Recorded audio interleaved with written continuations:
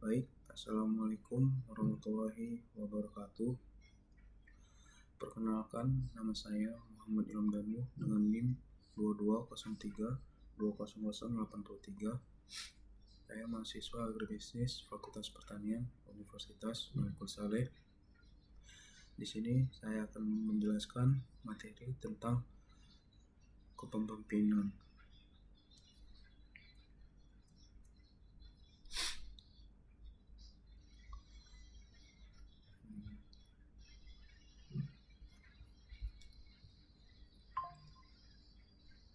Pengenalan kepemimpinan agribisnis. Pengertian kepemimpinan menurut Saros dan Mercasku 1996, kepemimpinan didefinisikan sebagai perilaku yang bertujuan untuk mempengaruhi orang lain agar berkontribusi pada tujuan yang disepakati bersama demi kepentingan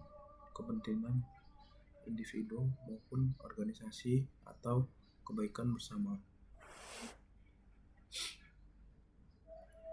Menurut Anderson, kepemimpinan berarti menggunakan kekuasaan untuk mempengaruhi pemikiran dan tindakan orang lain sedemikian rupa sehingga mencapai tujuan tertentu.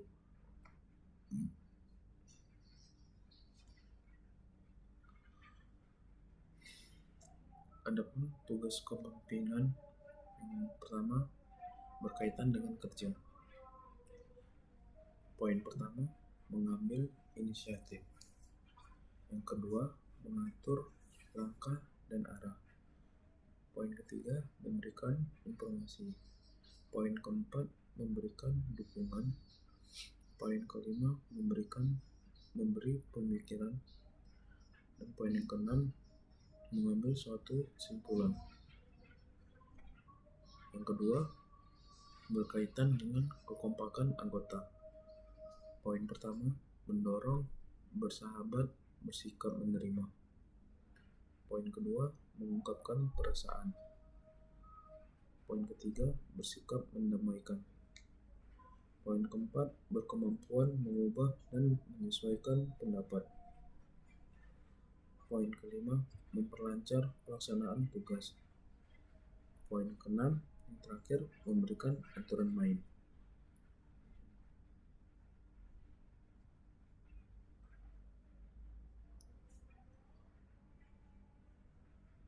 Selanjutnya, fungsi-fungsi kepemimpinan meliputi kegiatan dan tindakan. Yang pertama, pengambilan keputusan. Yang kedua, pengembangan imajinasi.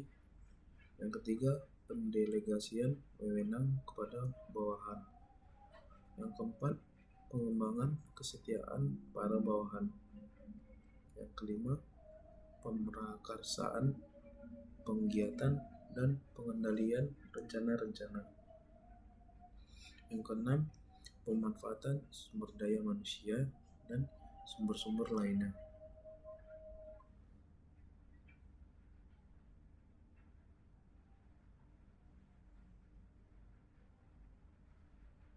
Yang ketujuh, pelaksanaan keputusan dan pemberian dorongan kepada para pelaksana.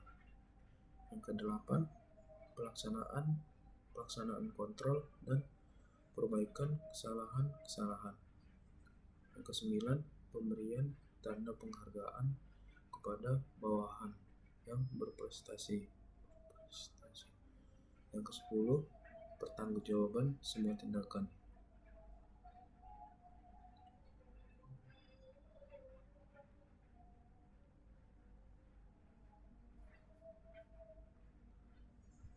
Yang selanjutnya, implikasi kepemimpinan.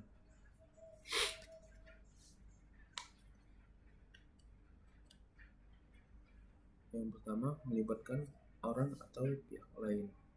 Yang kedua, melibatkan seseorang yang dengan kekuasaannya mampu menggugah pengikutnya untuk mencapai kinerja yang memuaskan. Yang ketiga, kepemimpinan harus memiliki kejujuran terhadap diri sendiri, sikap tanggung jawab yang tulus, pengetahuan, keberanian bertindak sesuai dengan keyakinan, kepercayaan pada diri sendiri dan orang lain, dan kemampuan untuk meyakinkan orang lain dalam membangun organisasi.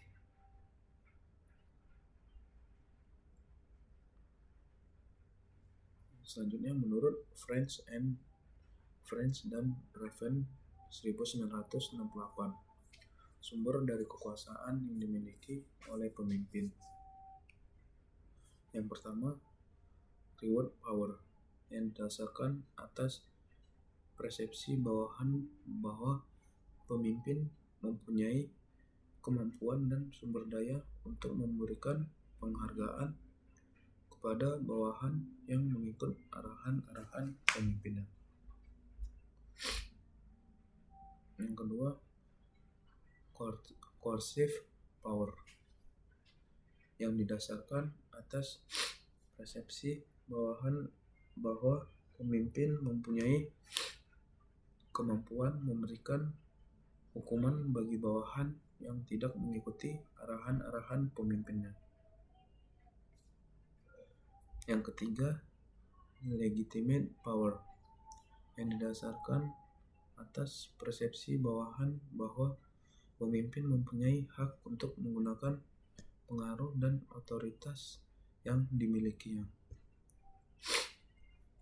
Yang keempat, referent power, yang didasarkan atas identifikasi bawahan terhadap sosok pemimpin.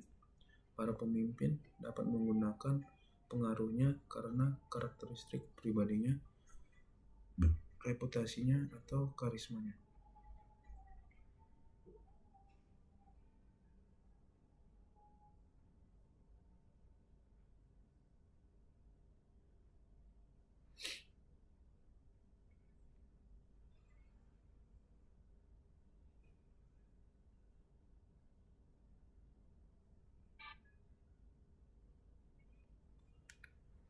Yang kelima, expert power, yang didasarkan atas persepsi bawahan bahwa pemimpin adalah seseorang yang memiliki kompetensi dan mempunyai keahlian dalam bidangnya. Miljus dalam buku Effective Leadership and the Motivation of the Human Resource mengatakan bahwa tanggung jawab para pemimpin adalah menentukan tujuan pelaksanaan kerja realitas, atau dalam artian kuantitas, kualitas, keamanan, dan sebagainya. Yang kedua, melengkapi para karyawan dengan sumber-sumber dana yang diperlukan untuk menjalankan tugasnya. Yang ketiga, mengkomunikasikan pada karyawan tentang apa yang diharapkan dari mereka. Yang keempat, memberikan susunan hadiah yang sepadan untuk mendorong prestasi. Yang kelima, mendelegasikan wewenang apabila diperlukan dan mengundang partisipasi apabila memungkinkan. Yang ketujuh, menghilangkan hambatan untuk pelaksanaan pekerjaan yang efektif.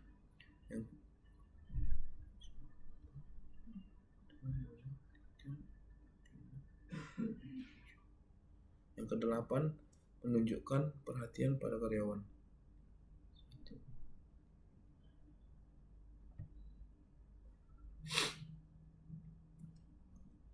Ada berikut beberapa tipe-tipe pemimpin. Yang pertama, tipe autokratis. Poin pertama, menganggap organisasi sebagai milik pribadi. Poin kedua,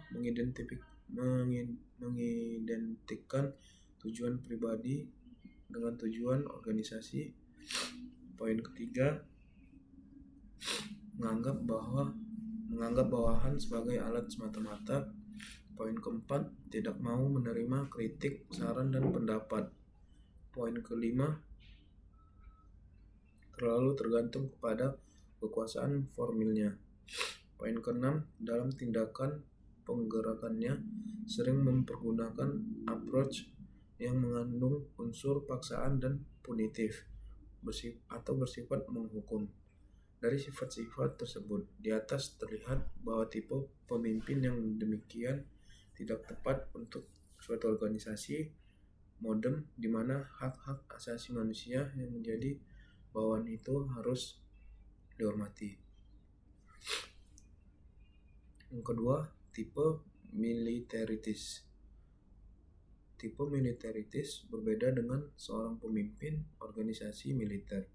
Pemimpin yang bertipe militaritis bersifat, poin pertama, dalam menggerakkan bawahan lebih sering mempergunakan sistem perintah. Poin kedua, dalam menggerakkan bawahan senang bergantung kepada pangkat dan jabatannya. Poin ketiga, senang kepada formalitas yang berlebih-lebihan. Poin keempat, menuntut disiplin yang tinggi dan kaku dari bawahan. Poin kelima, sukar menerima kritikan dari bawahannya. Poin keenam, menggemari upacara-upacara untuk berbagai keadaan. Terlihat pula dari sifat-sifat tersebut bahwa seorang pemimpin yang militaritis bukanlah seorang pemimpin yang ideal.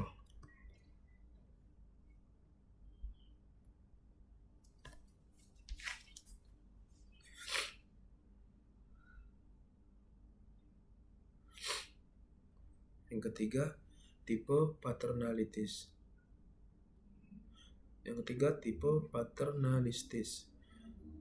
Poin pertama, menganggap bawahannya sebagai manusia yang tidak dewasa.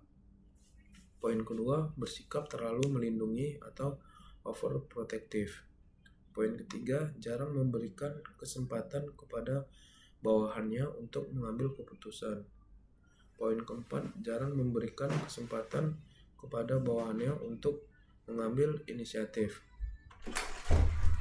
Poin kelima, jarang memberikan kesempatan kepada bawahannya untuk mengembangkan daya kreasi dan fantasinya. Poin keenam, sering bersikap maha tahu. Yang keempat, tipe karismatis.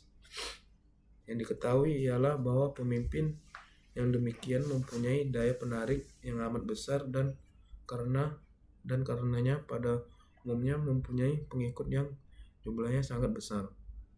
Meskipun para pengikut itu sering pula tidak menjelaskan mengapa mereka menjadi pengikut pemimpin itu.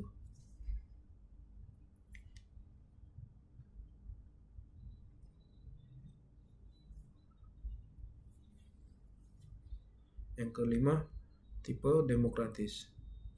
Tipe pemimpin yang demokratis yang paling tepat untuk organisasi modern karena, poin pertama, dalam proses penggerakan bawahan selalu bertitik tolak dari pendapat bahwa manusia itu adalah makhluk yang termulia di dunia.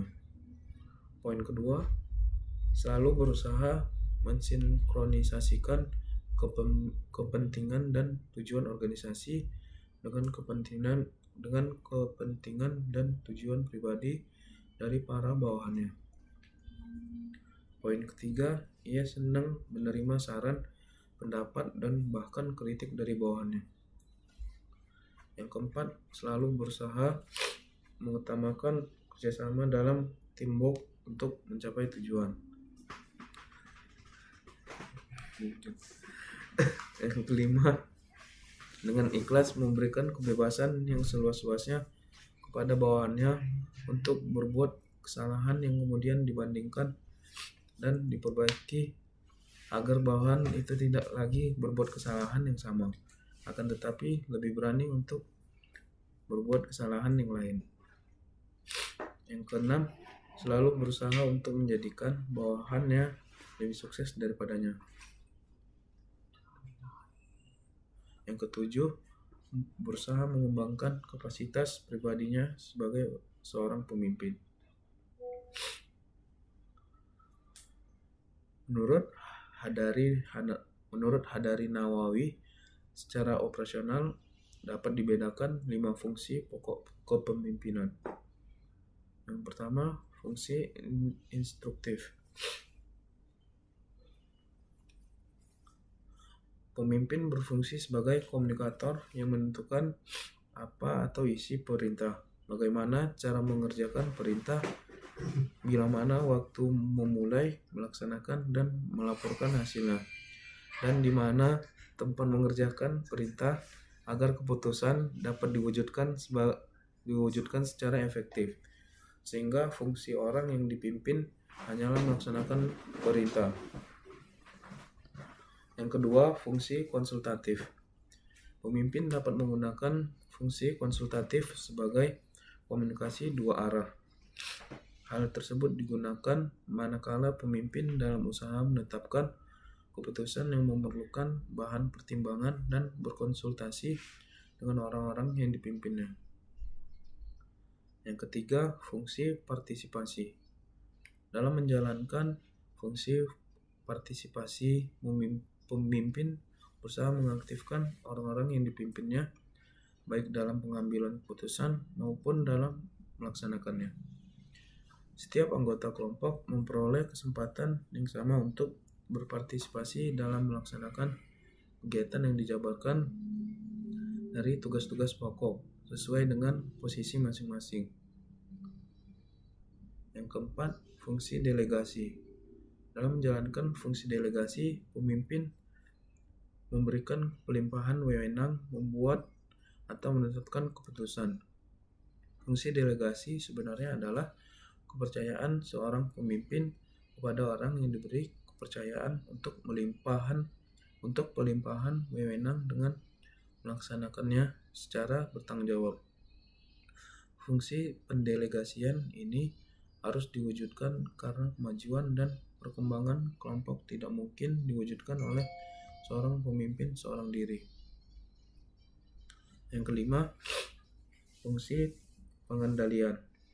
Fungsi pengendalian berasumsi bahwa kepemimpinan yang efektif harus mampu mengatur aktivitas anggotanya secara terarah dan dalam koordinasi yang efektif, sehingga memungkinkan tercapainya tujuan bersama secara maksimal. Dalam melaksanakan fungsi pengendalian, pemimpin dapat mewujudkan melalui kegiatan bimbingan, pengarahan, koordinasi, dan pengawasan. Level dan keterampilan yang perlu dimiliki kepemimpinan. Yang pertama, level top leader atau top management. Pemimpin puncak, misalnya direktur utama, melakukan tugas yang bersifat konseptual, yaitu melakukan perencanaan yang akan dilakukan seluruh anggota. Yang kedua, level middle leader atau middle management. Golongan menengah, misalnya staf produksi, manajer keuangan, melakukan tugas konseptual sebagai penjabaran dari top management. Juga melakukan pekerjaan tersebut. Penguasaan teknis relatif penting. Yang ketiga, low leader atau low management. Golongan bawah, misalnya supervisor, mandor, dan pelaksana teknis, harus menguasai teknis, sedangkan konseptual tidak begitu penting. Berikut ini adalah ciri-ciri pemimpin yang tidak ideal. Yang pertama, hanya memerintah. Yang kedua, jarang diskusi. Yang ketiga, tidak memberikan kepercayaan. Yang keempat, memberikan pujian. Yang kelima, konflik. Yang keenam, tidak terbuka. Yang ketujuh, tidak bertanggung jawab. Yang kedelapan, pemimpin yang tidak memiliki visi, tidak akan bisa menjalankan tim.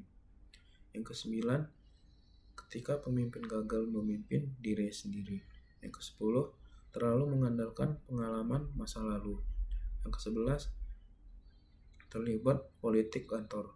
Yang ke-12, tidak punya tujuan kerja. Yang ke-13, menyalahgunakan sumber daya. Yang ke-14, tidak melihat peluang. Yang ke-15, tidak percaya diri.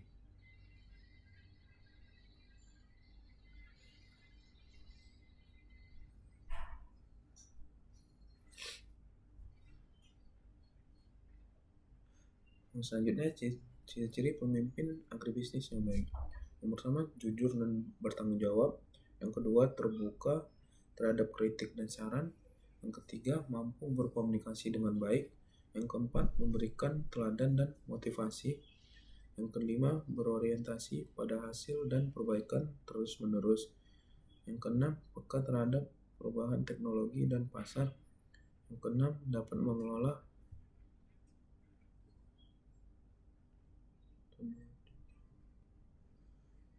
Yang ke-7, dapat mengelola sumber daya secara efisien. Yang selanjutnya, peran kepemimpinan agribisnis dalam pembangunan pertanian.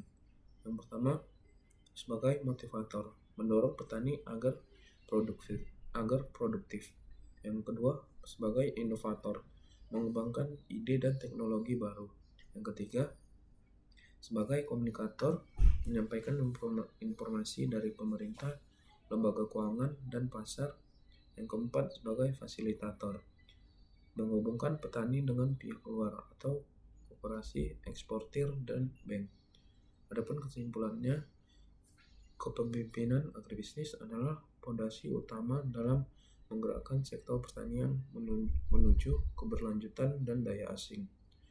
Pemimpin yang efektif harus memiliki kemampuan teknis, sosial, dan manajerial, serta menerapkan gaya kepemimpinan demokratis dan partisipatif agar dapat mengembangkan potensi petani dan meningkatkan kesejahteraan bersama. Demikian yang dapat saya sampaikan atas materi kepemimpinan agribisnis. Mohon maaf apabila ada kesalahan kata. Saya akhiri. Wabillahi taufiq wal hidayah. Assalamualaikum warahmatullahi wabarakatuh.